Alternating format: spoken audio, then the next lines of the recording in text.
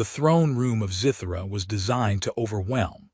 Ambassador Cole Harrison understood this intellectually as he walked the length of polished crystal floor toward the dais where Queen Astara held court.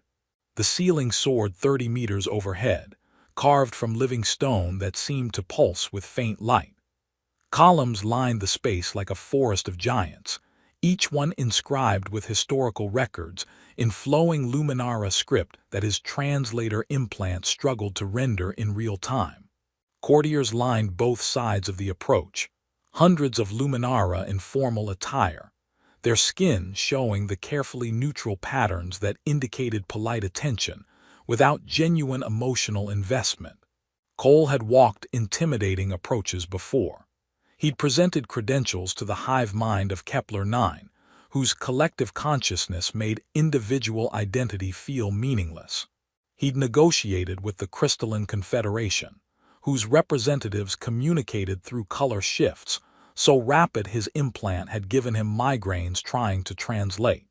He'd even survived a formal dinner with the carnivorous elegance of Beta Hydrae, where every utensil was also potentially a weapon and meals were tests of courage as much as diplomacy. But nothing had quite prepared him for Queen Astara. She sat on a throne that looked grown rather than built, organic curves of some dark material that complemented rather than competed with her presence. And what a presence it was! The Luminara were humanoid enough that human brains registered them as familiar. Bilateral symmetry, 2 arms, 2 legs, faces with recognizable features. But the differences were profound. Their skin had an underlying luminescence, a quality of light beneath the surface that made them look slightly unreal. And of course, the patterns. Luminara emotions were visible. Not metaphorically, not through body language or expression, but literally visible as glowing patterns that moved across their skin in response to what they felt. Fear showed as jagged lines of pale blue. Anger blazed red with sharp geometric shapes. Joy created flowing spirals of gold and green. Love, or so Cole's briefing materials claimed, manifested as deep crimson intertwined with soft pink, patterns that danced and merged. Queen Astara's skin showed almost nothing. Faint neutral grays and whites that indicated calm attention, professional interest, the emotional equivalent of a pleasant mask. This was apparently her trademark. Decades of rule had trained her to maintain such perfect emotional control that her patterns revealed nothing useful. It made her an exceptionally effective ruler and an absolute nightmare for anyone trying to read her intentions.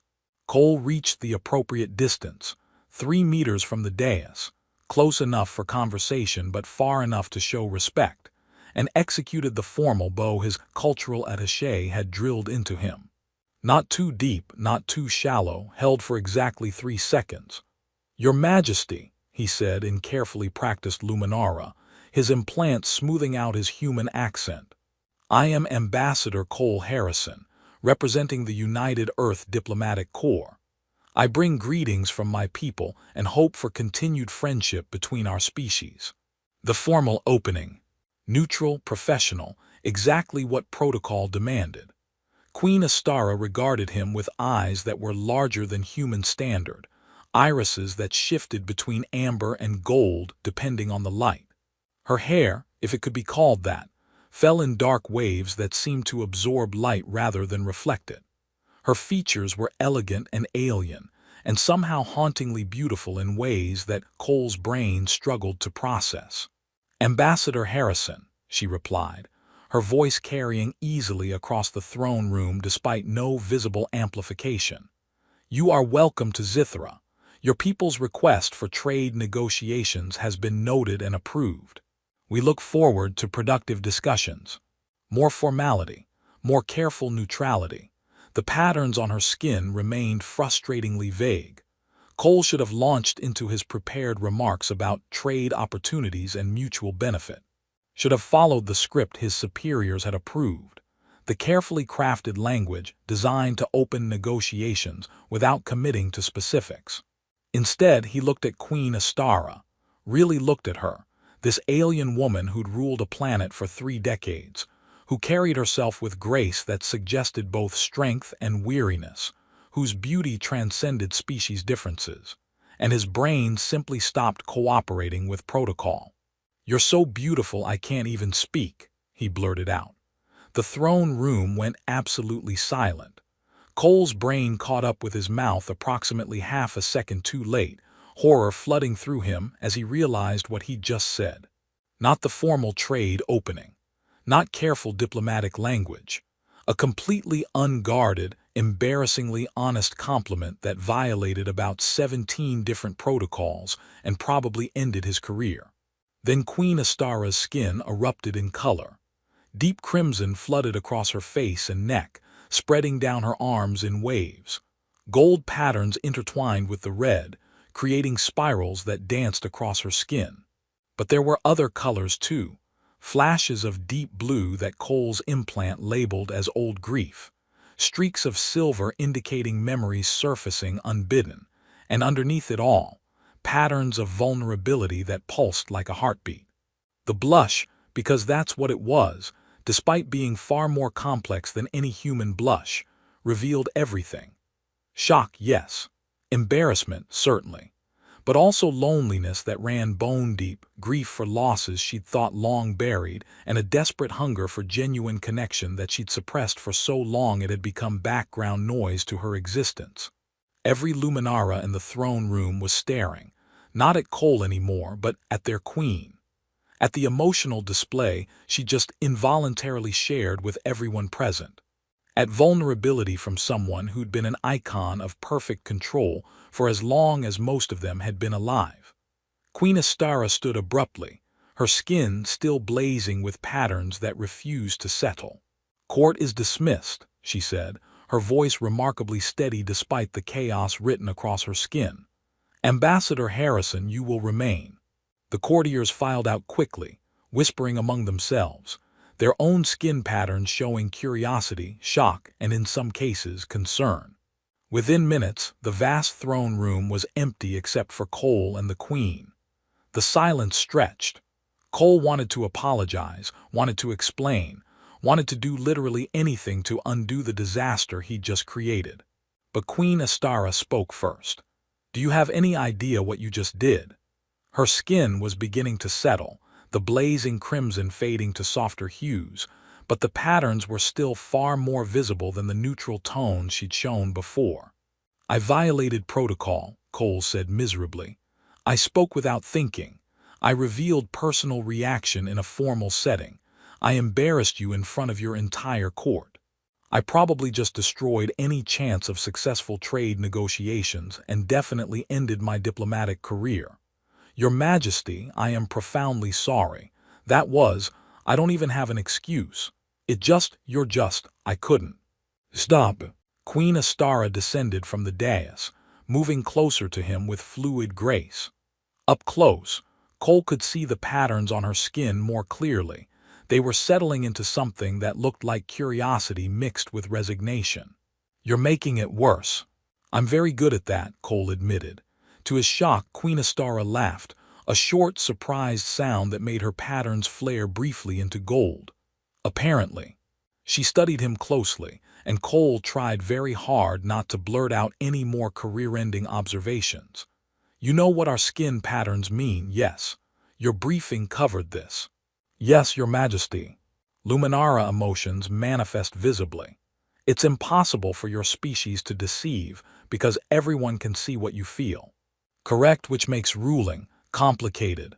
She gestured at her arms, where faint patterns still moved like water beneath skin. "I have spent 3 decades training myself to feel as little as possible in public. To maintain control so absolute that my patterns reveal nothing. It's exhausting but necessary. A ruler who shows every doubt, every fear, every moment of grief or anger or loneliness, that ruler appears weak, unstable, unfit." Cole was beginning to understand the magnitude of what he'd done, and I just shattered that control completely. "You did." Queen Astara moved to a bench near one of the columns, sitting with a weariness that suggested she'd been standing for hours before he arrived. Your compliment bypassed every defense I've built because it was genuine, unexpected. You weren't trying to manipulate or flatter. You simply said what you thought without filtering it through diplomatic strategy. That's not a good quality in an ambassador, Cole said quietly. No, Queen Astara agreed. But it's a rare quality in anyone who speaks to me. Do you know how long it's been since someone addressed me as a person rather than a position? Since someone looked at me and saw something beyond the crown and the power and the political utility I represent. Her skin patterns shifted to show something that looked achingly like loneliness, pale blues and grays that moved slowly, like water in a deep well. My consort died 10 years ago. Since then, I have been Queen Astara the Radiant, symbol of stability and strength. But I have not been simply Astara. I have not been someone who can be surprised by a compliment, who can blush without political consequence, who can feel without calculation. Cole sat on the opposite end of the bench, maintaining respectful distance but no longer standing on ceremony. That sounds incredibly lonely. It is. The patterns on her skin confirmed it, waves of blue-gray that spoke of isolation despite being constantly surrounded by people. But it's the price of leadership, or so I've told myself for a decade. They sat in silence for a moment, and Cole tried to organize his thoughts into something coherent. Your Majesty. Astara, she interrupted, if we're going to have this conversation, if I'm going to allow myself the luxury of honesty after you've already shattered my careful facade, then you should use my name. Astara, Cole said, the name feeling strange on his tongue. I meant what I said, not as a diplomatic strategy, not as flattery, just as truth. You are beautiful, genuinely, overwhelmingly beautiful. And I'm sorry that saying so created complications, but I'm not sorry that I said it because it's true.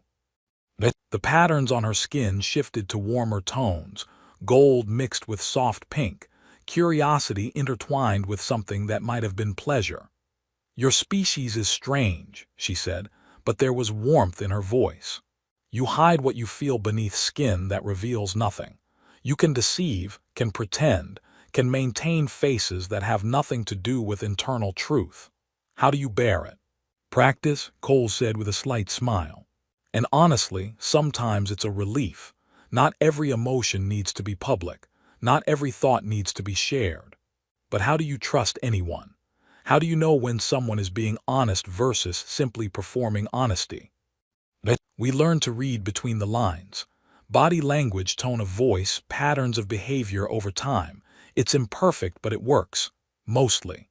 Astara considered this, her patterns showing deep thought, steady blues and whites that moved in geometric shapes. I think I envy that sometimes. The ability to feel privately, to grieve or fear or desire without broadcasting it to everyone around you. And I think humans would find your honesty terrifying, Cole admitted. Being unable to hide what we feel, knowing that everyone could see our doubts and insecurities and inappropriate attractions. That sounds like a nightmare. Inappropriate attractions. Astara's patterns flared with amusement, bright gold that danced across her skin. Are you confessing something, Ambassador Harrison? Cole felt heat rise to his face. An irony, given that his blush was invisible while hers had been visible to hundreds. I'm confessing that I apparently have no filter today, and should probably stop talking before I make everything worse. Or, Astara said, her voice softer now, you could continue being honest. It's refreshing. Frightening but refreshing. So Cole did. They talked for hours, the formal trade negotiations completely forgotten. Astara asked about Earth, about human culture and the strange practice of hiding emotions. Cole asked about Luminara history, about what it was like to rule when everyone could see your uncertainties, about the loneliness of perfect control. She told him about her consort, a love match rather than political arrangement, someone who'd seen her as Astara rather than the queen. His death had been sudden, an accident during a diplomatic mission, and her grief had been necessarily public. Every stage of mourning visible to her entire planet, every moment of pain displayed for political consumption. She'd learned to control her patterns out of sheer self-defense, forcing herself to feel less so she'd show less. Cole told her about his own losses, his father's long decline from Alzheimer's, watching someone forget who you were while you maintained a professional smile for diplomatic functions. The relief and guilt when death finally came. The way hiding grief sometimes meant you forgot how to show joy too. The light in the throne room shifted as Zithra's sun moved across the sky. Still they talked, finding common ground in unexpected places, laughing at the absurdity of their respective cultures, sharing the kind of honest conversation that required no performance. Astara's patterns throughout showed genuine emotion, curiosity and amusement and sadness, and something warmer that Cole's implant labeled as affection. Not love, not yet, but the seed of something that could grow into it given time and nurturing. Finally, as evening approached, Astara stood. Her patterns had settled into soft golds and pinks, contented tones that suggested peace she hadn't felt in years. "This was unexpected," she said. "I summoned you here to discuss trade. Instead, we've spent hours in conversation that has nothing to do with commerce and everything to do with being human. Or, in my case, Luminara. But the same principle applies." Cole stood as well. "I should apologize again. For the breach of protocol, for the—" "Don't." Astara held up a hand and her skin showed warm certainty. "Don't apologize for being honest. Don't apologize for seeing me as something beyond a political figure. I've had enough apologies from people who mean them politically rather than personally." "Then, what do we do now?" Cole asked. "The trade negotiations still need to happen. And after today's display, your court is probably—" "Gossiping furiously, yes." Astara's patterns showed resignation mixed with humor. "By morning, the entire planet will know that the human ambassador made their queen blush for the first time in a decade. Political factions will interpret this in whatever way serves their agendas. My advisors will demand explanations. Will you tell them the truth?" "What truth?" "That a human diplomat spoke honestly and reminded me that I'm a person beneath the crown. That sounds almost more dangerous than any political interpretation they might create." She moved closer to him, her patterns showing something complex, hope and fear and determination intertwined. "But perhaps that's a conversation for tomorrow. For now, Ambassador Harrison, I think we should resume trade discussions, formally, with proper protocol. After everything we just shared, you want to go back to formal negotiations." "I want to preserve what we've started," Astara corrected gently. "And that means not letting today's honesty destroy the political framework that allows us to continue interacting. The trade agreement matters, Cole. Not just for commerce, but as the official reason for us to keep talking." Cole understood. The negotiations were cover, scaffolding for something more personal that couldn't exist without political justification. "All right. When do we start?" "Tomorrow morning. My advisors will attend. It will be proper diplomatic theater, but afterward." Her patterns flared with warmth. "Afterward, perhaps we might take dinner together, privately. Continue the conversation we started today." "I'd like that very much." Astara smiled, a human gesture she'd adapted, though her patterns showed the emotion far more clearly than facial expression. "Then it's settled. I'll have my staff arrange your quarters. Welcome to Zithra, Ambassador Harrison. I suspect your stay will be more interesting than standard trade negotiations." "I'm beginning to realize that," Cole said, and couldn't quite keep the hope out of his voice. He left the throne room feeling like his world had tilted on its axis. He'd come to Zithra expecting routine negotiation, political theater, and another line on his diplomatic resume. Instead, he'd met a woman who was brilliant and lonely and trapped by her own power, who'd shown him vulnerability she'd kept hidden for years, who looked at him with patterns of hope and possibility written clearly on her skin. The trade negotiations would happen. Political complications would emerge. Cole's superiors back on Earth would demand explanations for his spectacular breach of protocol. But underneath all that, something real had begun. something honest and terrifying and worth exploring, written in patterns of light on alien skin for anyone brave enough to look. Cole Harrison had come to Zithra to negotiate commerce. Instead, he'd accidentally negotiated something far more valuable, the beginning of genuine connection with someone who'd almost forgotten what that felt like. And the best part, the terrifying, wonderful part, was that in Luminara culture, there was no hiding from it. Astara's patterns had shown her truth, and Cole's words had shown his. No deception possible, no careful diplomatic distance. Just two people, seeing each other clearly and choosing to explore what came next. The next morning, Cole woke in quarters far more luxurious than standard diplomatic housing. Floor-to-ceiling windows showed Zithra's capital city spreading out beneath him, architecture that seemed to grow organically from the landscape. His translator implant pinged with messages, some from his Earth superiors demanding detailed reports about yesterday's throne room incident, others from Luminara officials providing schedules and protocols for the day's negotiations. He dressed carefully in formal attire, reviewed his briefing materials, and tried very hard not to think about the fact that he'd be seeing Astara again in less than an hour. Professional distance, he reminded himself. Yesterday was an anomaly. Today required careful diplomacy. The negotiation chamber was smaller than the throne room but no less impressive. A circular table dominated the space, sized to accommodate both human and Luminara proportions.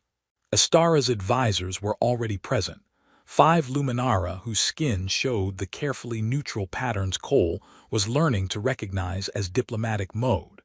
Their names and titles flowed through his implant. Chief Negotiator Veeth, Economic Minister Salara, Military Liaison Torath, Cultural Attaché Serena, and someone whose title translated roughly as Guardian of Royal Welfare. An older Luminara named Kethys whose patterns showed more emotion than the others, primarily concern and protectiveness when looking at Astara. Then Astara herself entered, and Cole's breath caught despite his best efforts at professional composure. She wore formal robes that seemed to be made of light itself, patterns shifting across the fabric in harmony with her skin. Her patterns today were carefully controlled, the neutral tones of diplomatic interaction. But when her eyes met Cole's across the room, he saw them flare briefly into warm gold. "Ambassador Harrison," she said formally, taking her seat at the table, "shall we begin?" The negotiations were exactly as tedious as Cole expected.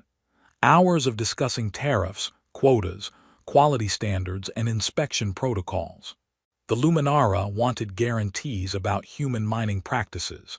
Zithra's rare minerals were valuable precisely because they were harvested sustainably, and they needed assurance that human companies wouldn't simply strip mine and move on. Earth's representatives wanted assurances about stability of supply and protection for human workers who'd be stationed on Luminara worlds. Cole played his role well, drawing on 12 years of experience to navigate the complex interplay of interests and concerns. But he was acutely aware of Astara across the table, of the way her patterns sometimes shifted when he spoke, showing responses she probably didn't intend to broadcast. Respect when he made a good point. Amusement when he deflected a particularly aggressive negotiating position from Veeth. And occasionally, warmth that had nothing to do with trade policy and everything to do with remembered conversation from yesterday. Kethys the Guardian noticed. Cole could see the older Luminara's patterns shift to concern whenever Astara showed emotion directed at Cole. Protective, worried, calculating whether the human ambassador was a threat or opportunity. The morning session ended with significant progress but no final agreements. As the group broke for lunch, Kethys approached Cole while the others filed out. "Ambassador Harrison," the Guardian said, patterns carefully neutral but eyes sharp with assessment. "The Queen has requested a private working lunch to discuss certain technical aspects of the mineral trade. I will be joining you." It was simultaneously an invitation and a warning. Cole inclined his head in acknowledgement.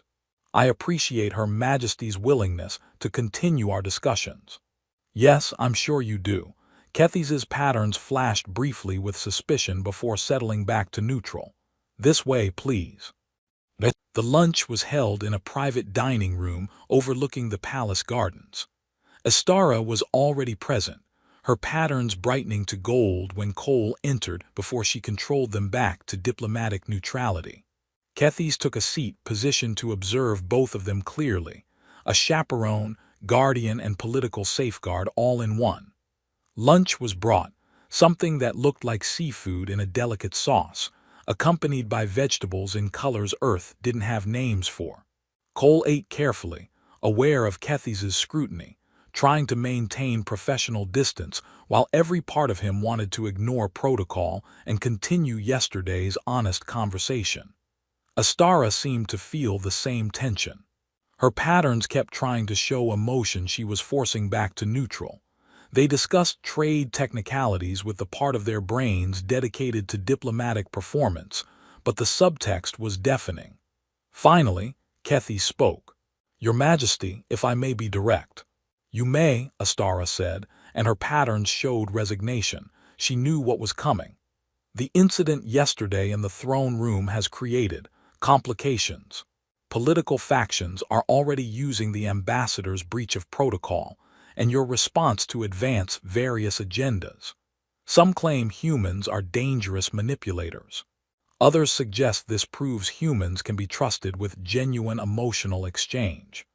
Kethys's patterns showed concern, and there are those who believe your response indicated personal interest that would be diplomatically problematic. "Those people," Astara said carefully, "are reading too much into a moment of surprise." Her patterns blazed with the lie, or rather, with the fact that it wasn't quite truth. Cole watched the colors shift across her skin. Pale blue for attempt at deception, deep crimson for embarrassment at being caught, and underneath it all, patterns that looked like hope and fear intertwined. Kethys saw it too. "Your Majesty, I have served your family for 4 decades.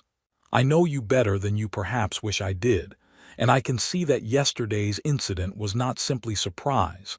The Guardian's patterns softened to something gentler. You showed loneliness, grief, a hunger for connection.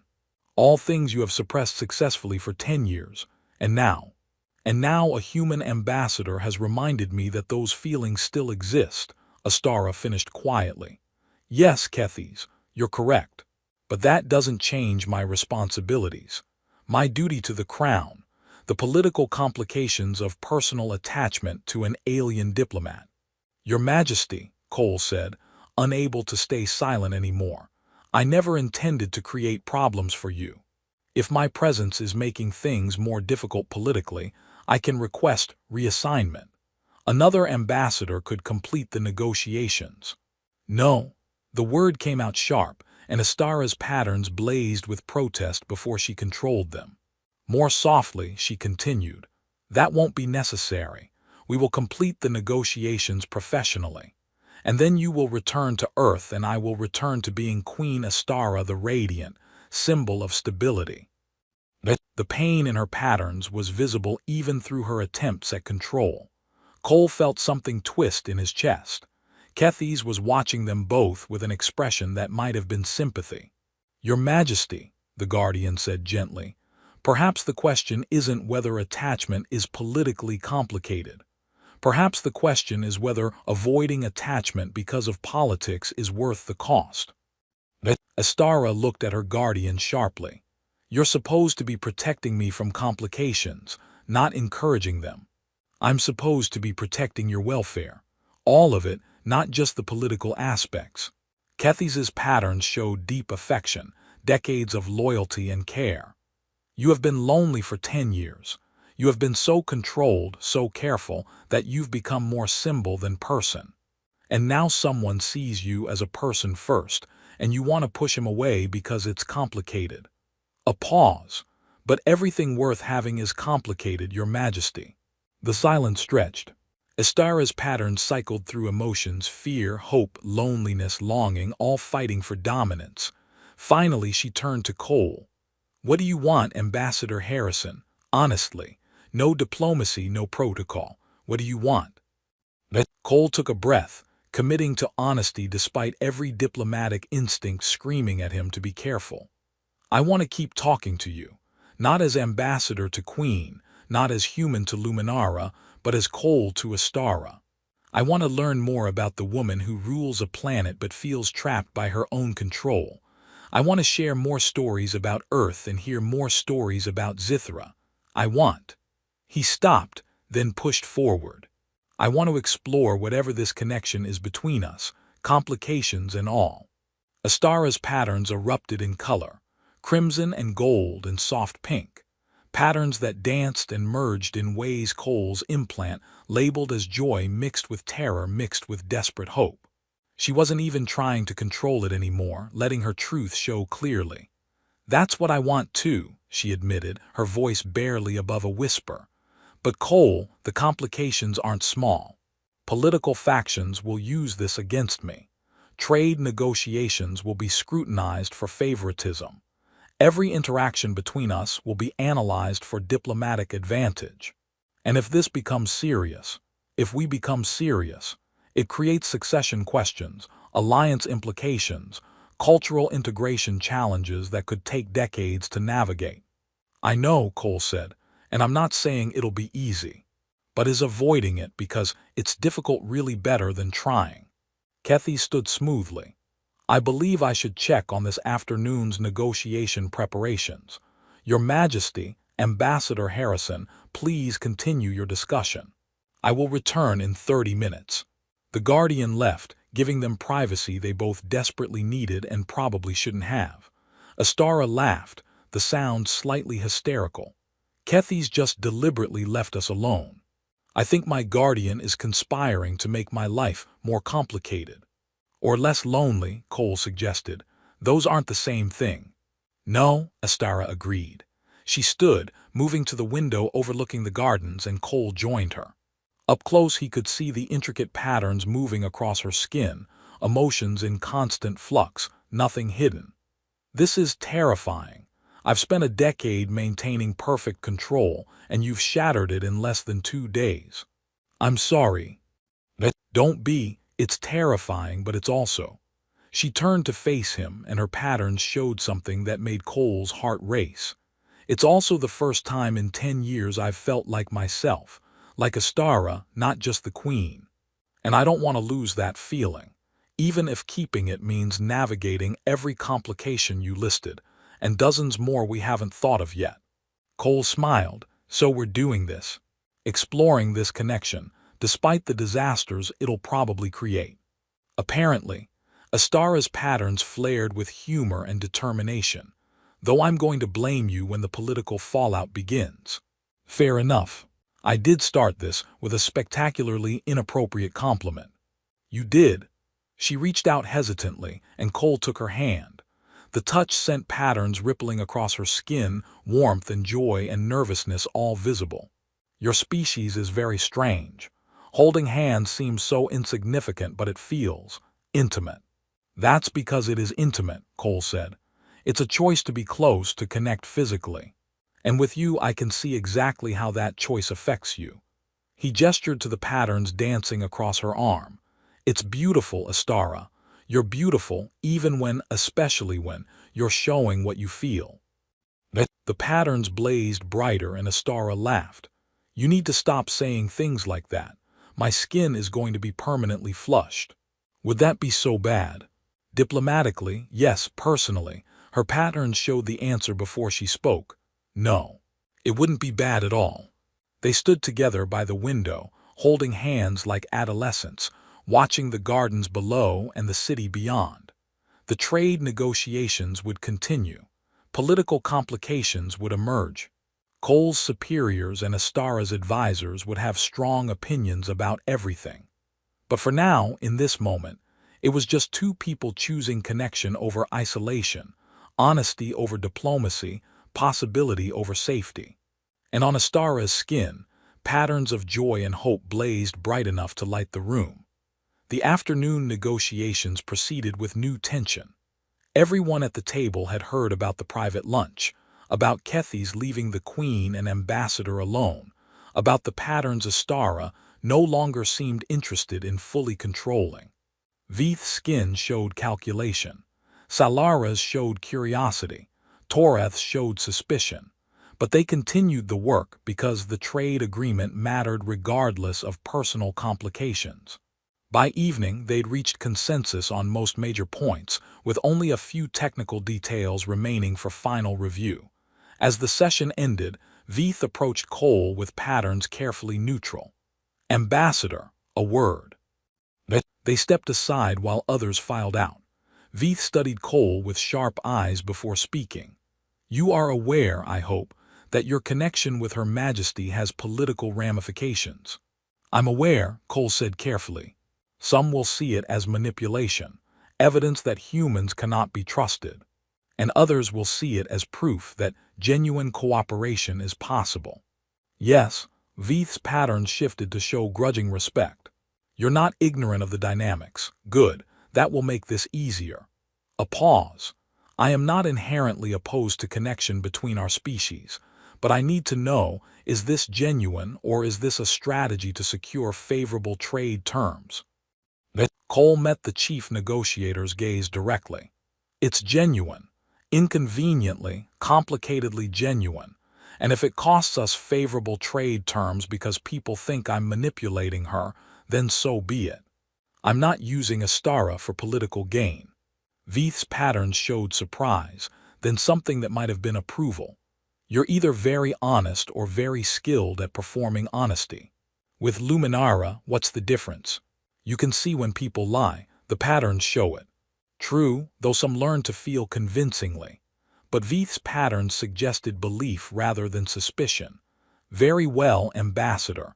I will monitor the situation. If you prove genuine, you may find allies you didn't expect. If you prove false, the threat didn't need to be completed." "Understood." Cole found Astara, waiting in the gardens where they'd stood that afternoon. She'd changed from formal robes to something simpler, and her patterns were showing more emotion than he'd yet seen. No more attempts at control, just honest feeling written across her skin. "They're talking about us," she said without preamble. "The court, the city, probably half the planet by now. The queen who forgot how to feel, suddenly showing patterns like a love-struck adolescent." "Does it bother you?" Cole asked, joining her on the bench where she sat. "Yes and no." Her patterns showed the conflict, embarrassment, and joy fighting for dominance. "It bothers me that my private feelings are public. It doesn't bother me that I'm feeling them." "Does that make sense?" "Perfect sense. You want the emotion without the audience." "Exactly. But that's not how being Luminara works, especially not when you're the queen." She leaned against him, a gesture that sent her patterns rippling with contentment. "Tell me something about Earth. Something that has nothing to do with politics or trade or any of this." So Cole did. He told her about fireflies in summer, tiny insects that lit up at dusk and filled the air with living light. He described how children would catch them in jars, watching them glow before releasing them back to the night. He explained how humans saw them as magical, even though they were just bioluminescent insects, because sometimes beauty didn't need explanation. Astara listened with patterns showing wonder, and when he finished, she said quietly, "I would like to see that someday. Earth's fireflies, your oceans, the forests you described yesterday, all of it." "You could," Cole said. "Trade agreement creates framework for diplomatic visits. Once this is finalized, you could tour Earth as part of cultural exchange. Surrounded by advisors and security and political protocols, seeing nothing real." Or, Cole suggested carefully, "you could visit as Astara, not just the queen. Take a vacation. See Earth the way people actually experience it." Her patterns flared with longing immediately suppressed by doubt. "Queens don't take vacations. They have responsibilities." "Queens are also people who need rest and joy and experiences beyond duty. Otherwise, they burn out and become symbols instead of rulers." Astara was quiet for a long moment, patterns cycling through complex emotions. "You make it sound possible, like I could just be a person sometimes."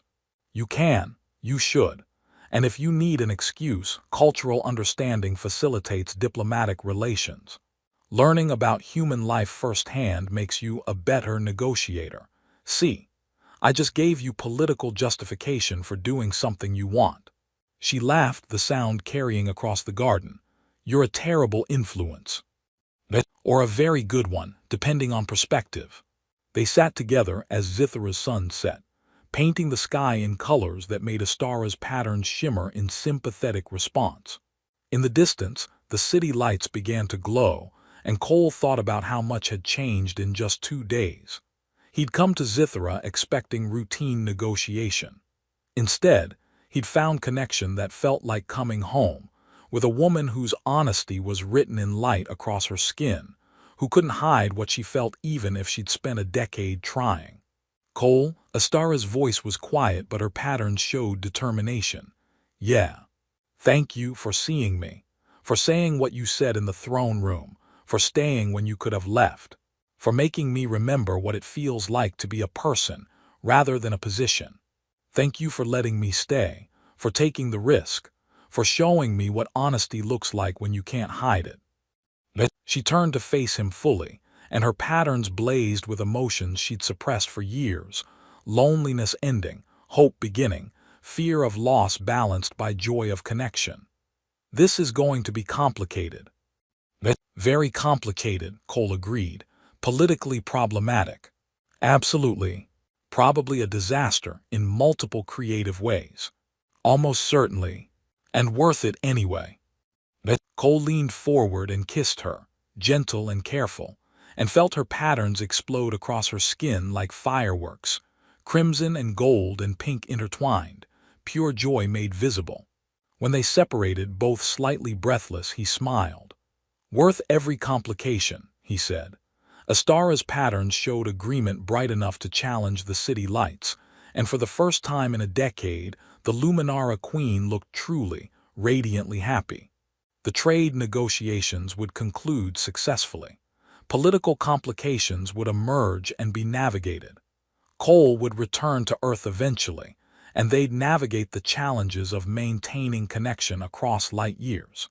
Astara would face criticism from some factions and support from others, and gradually, her people would adjust to seeing their queen as someone capable of joy as well as duty. But that was all future complexity. In the garden, as Zithra's twin moons rose above the horizon and the city glowed beneath them, Cole and Astara simply enjoyed the present. Two people, honest and connected, choosing each other despite every reasonable objection. And on her skin, patterns of love blazed clear and bright and impossible to misinterpret, a declaration written in light for anyone brave enough to look. Sometimes the most important diplomatic achievement was the personal one. Sometimes the most significant treaty was the one two people negotiated between themselves, choosing vulnerability over safety and connection over isolation. And sometimes, a simple,